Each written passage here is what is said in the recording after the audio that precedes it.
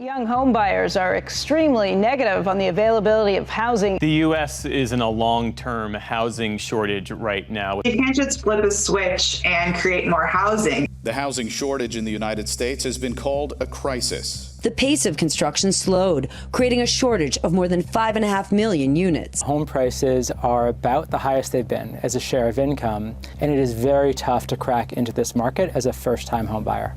And there are clear political implications.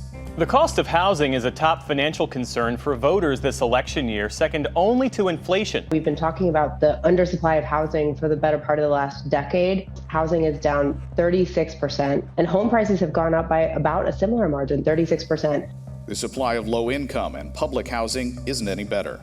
The wait list for public housing is over 18 years. Today, what we're seeing is a housing crisis unlike one that we've seen since the mid-20th century. The lack of public and affordable housing is a widespread issue. We haven't built any large-scale public housing since Richard Nixon put a moratorium on that construction in the 70s. There isn't a state in the country where someone working at minimum wage with 40 hours a week can afford a typical two-bedroom apartment. Are there policies that can help? Seems to me that the housing market is depressed. Is it that bad? Government has completely frozen over this housing market.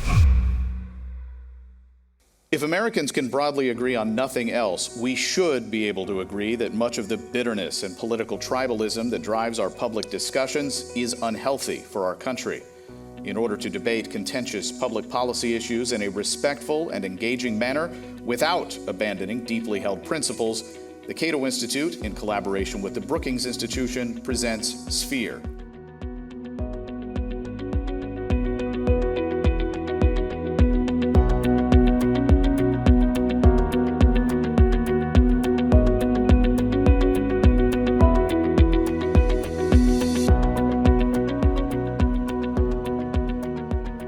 In this episode, why do we have a housing crisis and what should we do about it?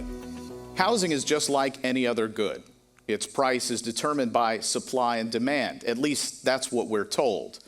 But the fact is that the housing market is rife with restrictions. That means higher prices and lower availability. And make no mistake, we have a housing crisis. So the question is, how did we get here and what can we do about it? And joining me to discuss this important question, Howard Husock, Senior Fellow in Domestic Policy Studies at the American Enterprise Institute, and Nolan Gray, the Research Director at California YIMBY. So if you don't mind, Nolan, I would like to start with you. When we talk about the housing crisis, first of all, is that a fair characterization? We have a housing crisis in the United States? Yeah, absolutely. So what are the but-fors, the things, but for this, we might not have a housing crisis in the United States? What's contributed to that the most? Right, yeah, well, so, we know about basic concepts like supply and demand, right? And there's some people who deny, okay, well, it actually doesn't matter in housing because of X, Y, Z, it's a complicated good. One of the things we know from decades of research is that parts of the country that have much more restrictive rules on housing construction have a much more acute housing shortage. So there are reasons why a place like San Francisco or New York City might have an acute housing shortage. Could be because they just don't have a lot of developable land. But even when you account for that, even when you account for geographic constraints, what we see are home prices dramatically outpacing local incomes. And of course, that's reflected in rents and that's reflected in homelessness rates. And there are a whole bunch of different factors there. In my book, I write about one particular set of rules called zoning. Just to get a sense for the room here, who's a zoning expert? Do we have any zoning experts? Do we have anybody knows what zoning is generally? Maybe you played SimCity. Okay, good. And then who are the happy, normal, well-adjusted people who don't know anything about zoning? So it's not too late to leave if you don't want to be spoiled. But essentially in every single city in America, we have a set of rules that says exactly where you can and can't build housing, and then where you can build housing, what type of housing you have to build. So in 75% of your typical American city, anything other than a detached single-family home is altogether illegal to build.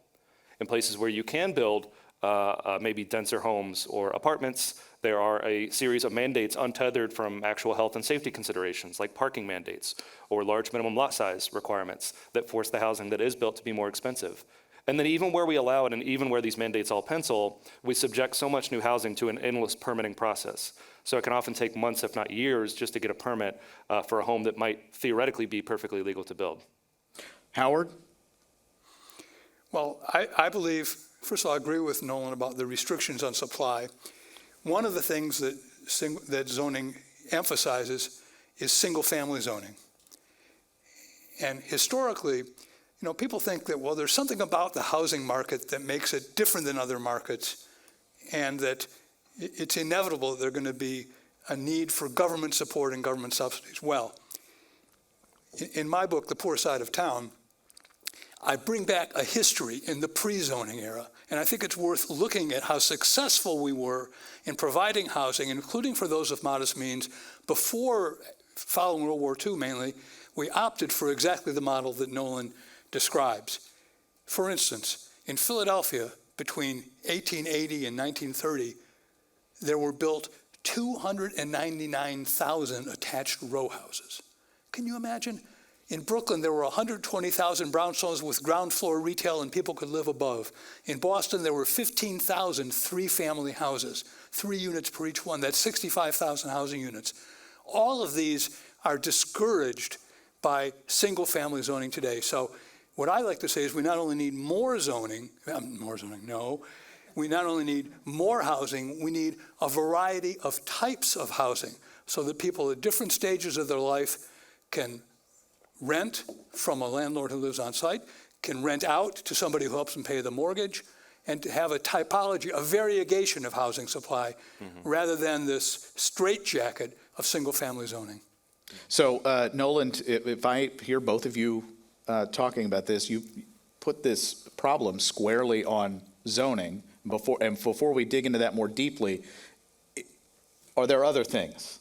I mean, zoning is a big problem, but what else contributes to a relative lack of supply and a relative high cost of housing than we might otherwise have? Yeah, that's a great question. I'm sorry to say there are other things. So, I mean, zoning gets picked on because it's, I think, the most indefensible part of the framework, right? It's just a flat prohibition. No, you cannot build homes at all, or you can't build certain types of homes. But you have a whole other thicket of rules that do similar harm in the housing space. So, for example, discretionary reviews where we say, hey, you can build something, but you have to have multiple public hearings, you have to conduct an extensive environmental report, you can be sued if somebody feels that report's unsatisfactory. That's a huge problem in California, where I'm coming from, for example. You have historic preservation rules, which I think are misused. So I think most people would agree, yeah, there's certain buildings or neighborhoods that are of unique, outstanding value that deserve to be preserved somehow.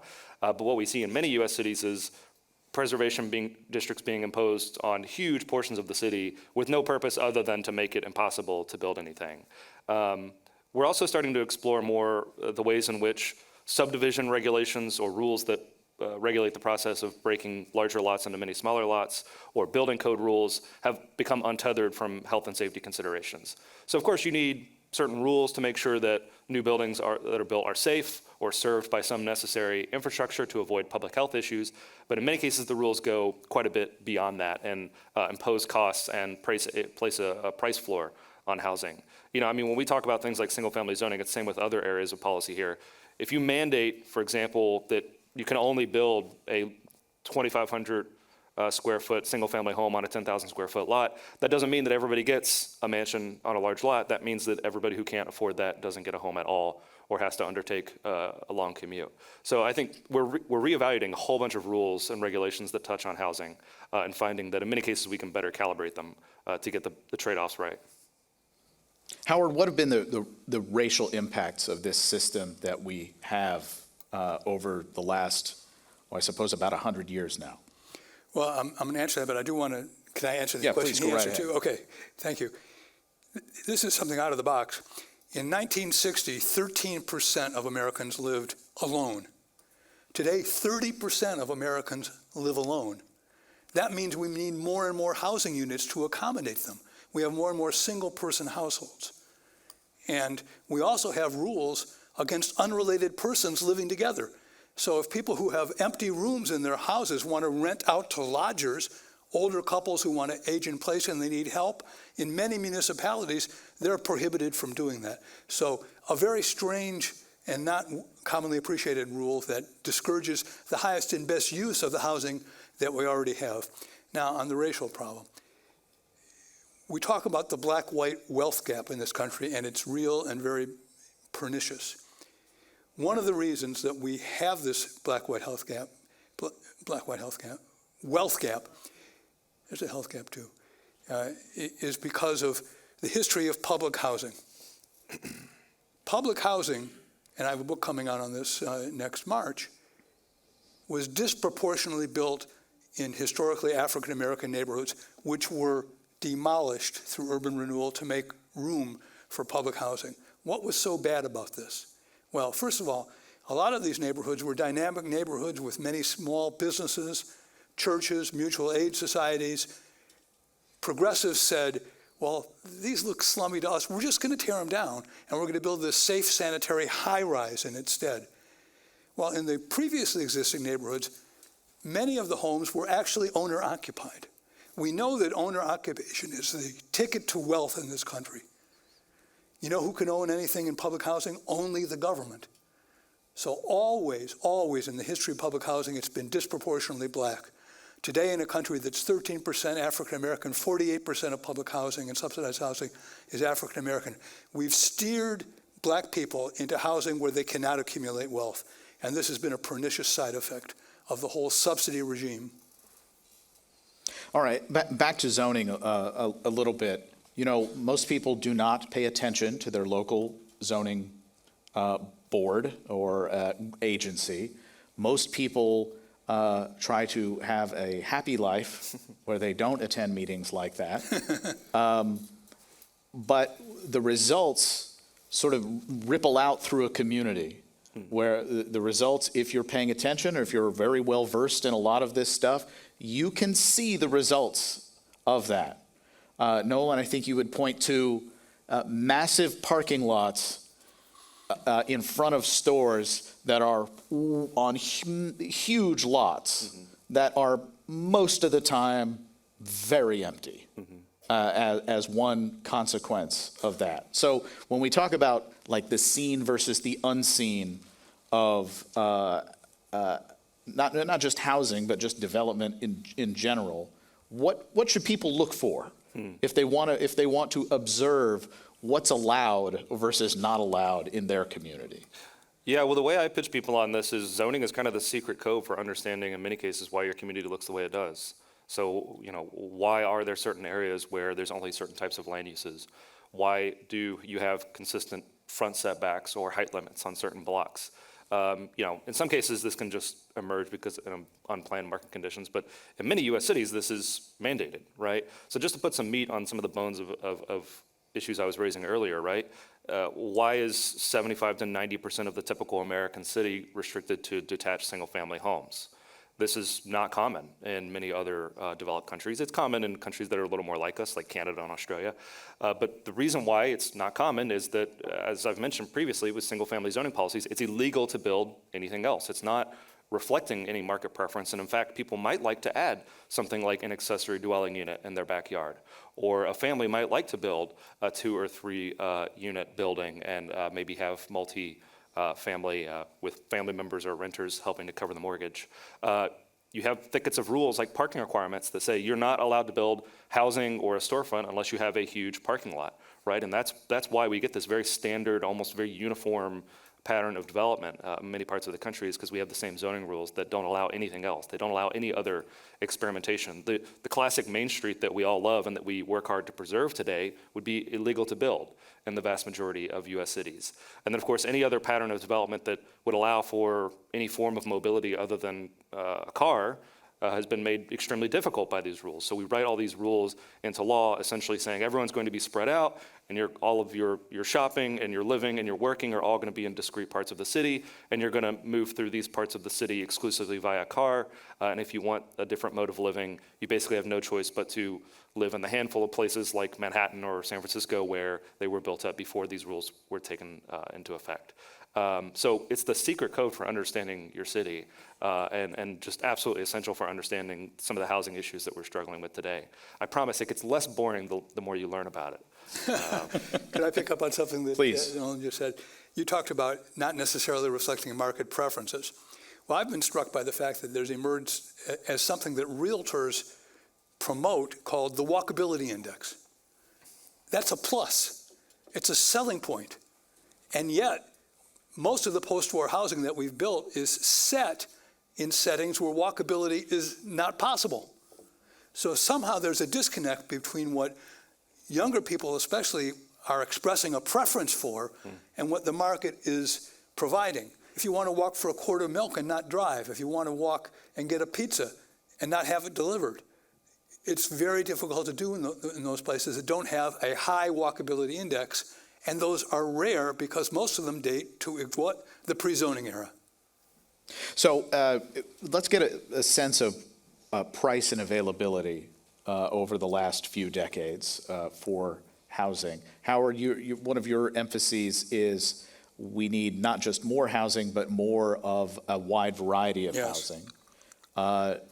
Nolan, if I understand you correctly, we need dramatically more housing, and we also need the option for that kind of wide variability of different kinds of housing. But in the situation we have, which is you can look at a zoning map in your community and see these lines around certain areas, say, oh, well, this is R3, this is R0, this is a bunch of different names that identify what is allowed to be built here or there. What has that system given us in terms of availability, variety, and prices for both renters and buyers?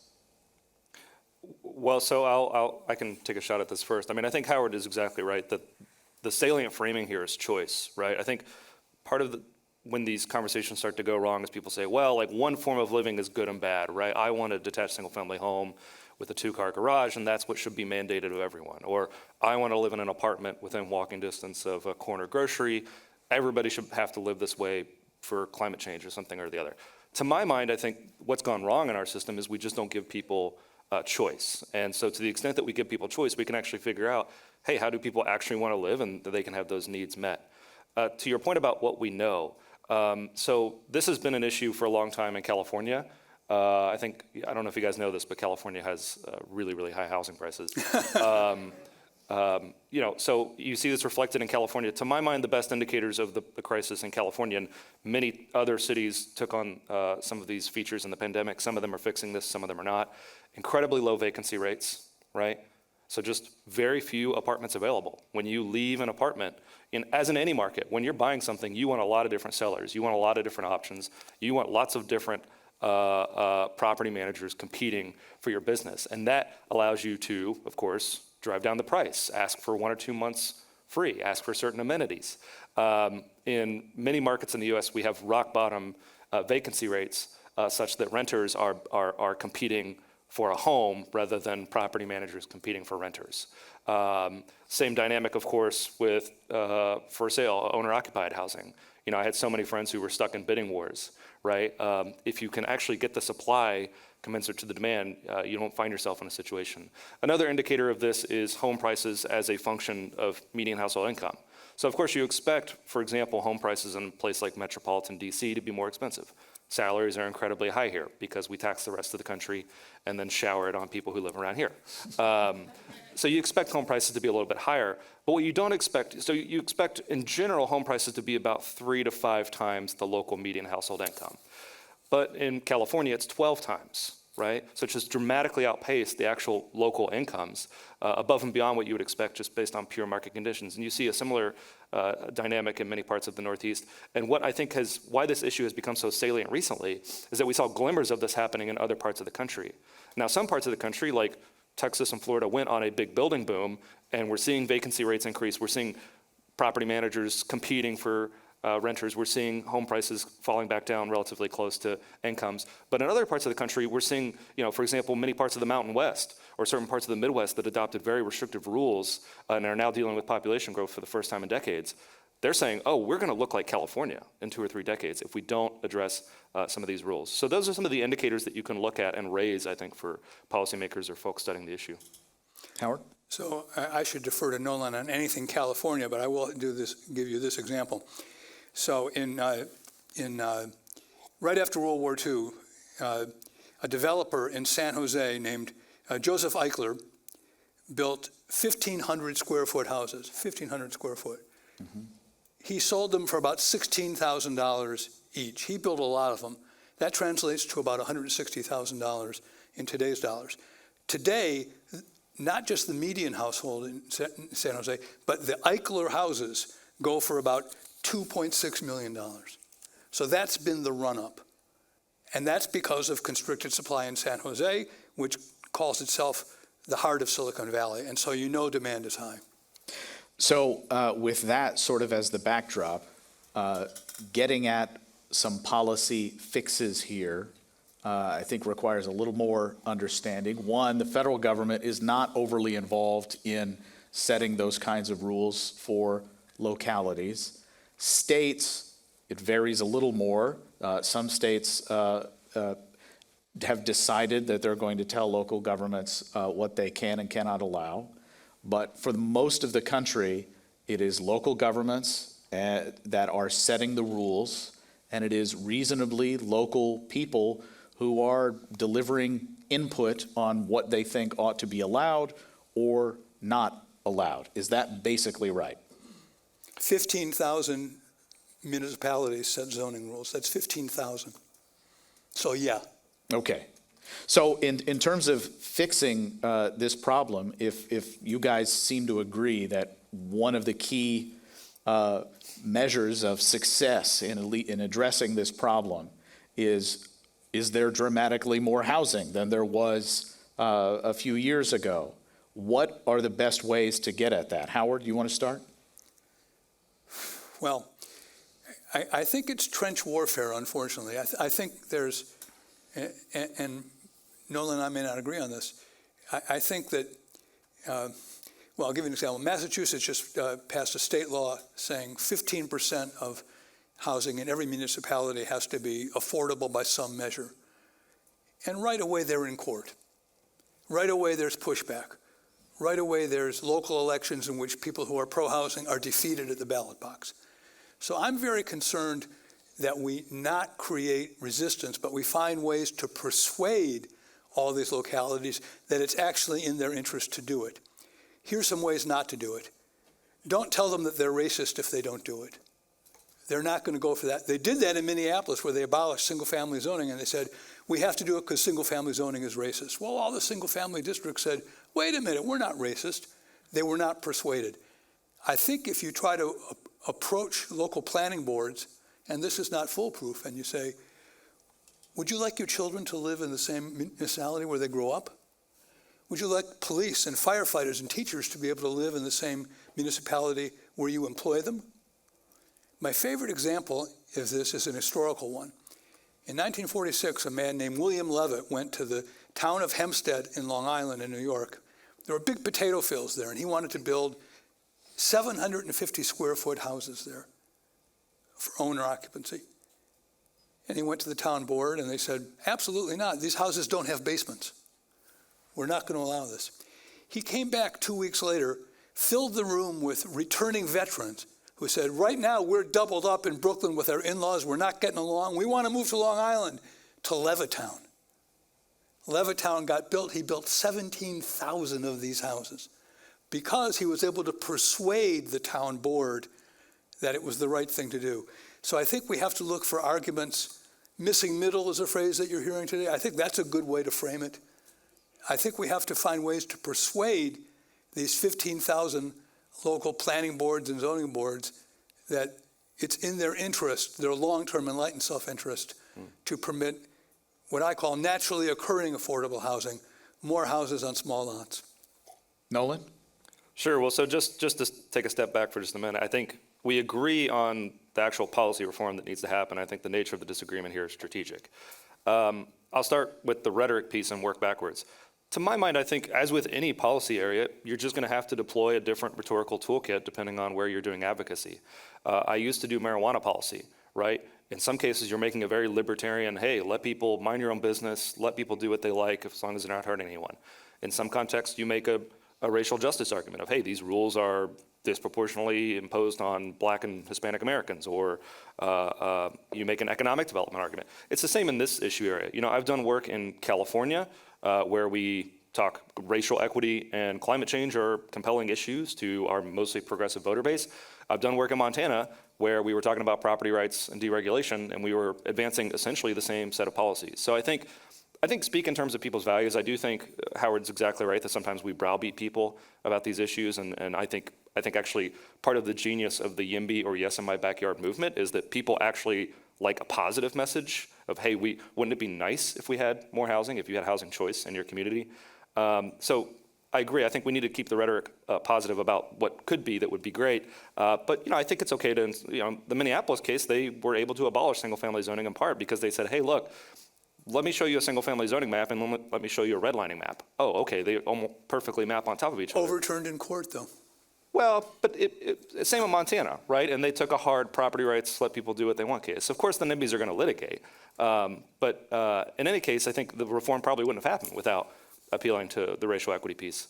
But to the local piece, I'm totally with you. My preferred scenario would be every local government sees the light, local coalitions are built. We see that in a lot of the country. For example, Lexington, Kentucky, I have to get a Kentucky reference in with Caleb hosting, right, has done the full set of local reforms. San Diego, Salt Lake City. The problem is each of these cities is in a metro area where all of the other cities, all of the other smaller suburbs have done basically nothing and will almost likely never do anything because the politics of reform are much more difficult in all of those suburbs. And to my mind, if you want to legalize ADUs or you want to get minimum lot sizes down so we can have affordable starter homes built again, you're going to have to do at least some of this at the state level.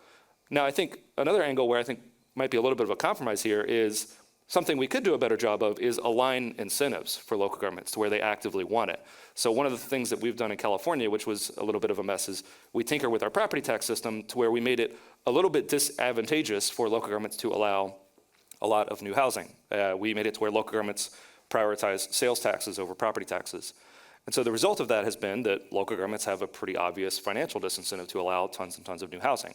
That's something that we absolutely can change. And I look at states like, again, pro-growth states like Texas and Florida. What do we see? Well, when they build a lot of new housing, local governments get to keep a lot of new revenue. And so you get these cultures of growth, of pro-growth politics that persist. I want to make note of the books of each of these gentlemen. Howard's latest book is The Poor Side of Town. And Why We Need It. And Why We Need It. And Nolan Gray's book is Arbitrary Lines, and help me with the subtitle. How Zoning Broke the American City and How to Fix It. Both of which I commend to you. All right. Thank you all very much. Please thank Howard and Nolan here. Of course, the purpose of Sphere is to discuss and consider deeply contentious issues in a respectful forum. So my thanks to Nolan and Howard for doing it with me here today. And for more information about Sphere, please visit projectsphere.org. And thank you for watching.